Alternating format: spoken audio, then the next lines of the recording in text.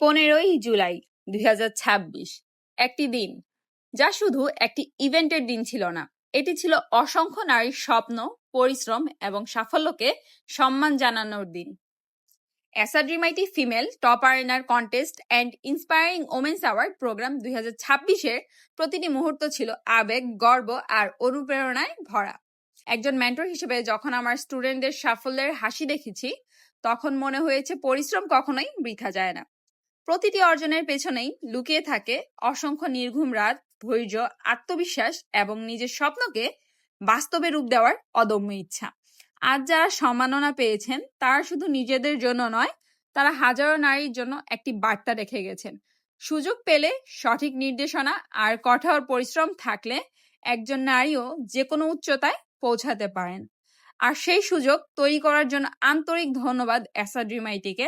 এমন একটি প্রতিষ্ঠান যারা শুধু একটা আইটি প্রতিষ্ঠান এমন না, এখানে নারীদেরকে স্বাবলম্বী হওয়ার স্বপ্ন দেখায়, তাদেরকে দক্ষ গড়ে তোলে এবং তাদের সাফল্যকে সম্মানের সাথে উদযাপন করে।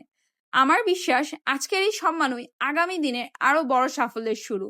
যারা এখনো নিজের স্বপ্ন নিয়ে দ্বিধায় আছেন তাদের জন্য শুধু একটি কথাই বলবো, নিজের উপর বিশ্বাস রাখুন, শেখা চালিয়ে যান, পরিশ্রম করুন, কারণ একদিন আপনার গল্পটাও অন্য কারো অনুপ্রেরণা হয়ে উঠবে।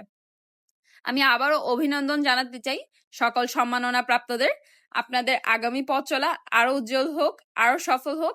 স্বপ্ন দেখুন, দক্ষতা অর্জন করুন আর নিজের সাফল্যের গল্প নিজেই লিখুন। আর যারা এখনো এই পর্যায়ে পৌঁছাতে পারেননি তাদের জন্য আমার একটাই কথা থাকবে, নিজেকে কখনো অন্যের সাথে তুলনা করবেন না, কারণ প্রত্যেকের যাত্রাই কিন্তু আলাদা এবং সময়টাও আলাদা।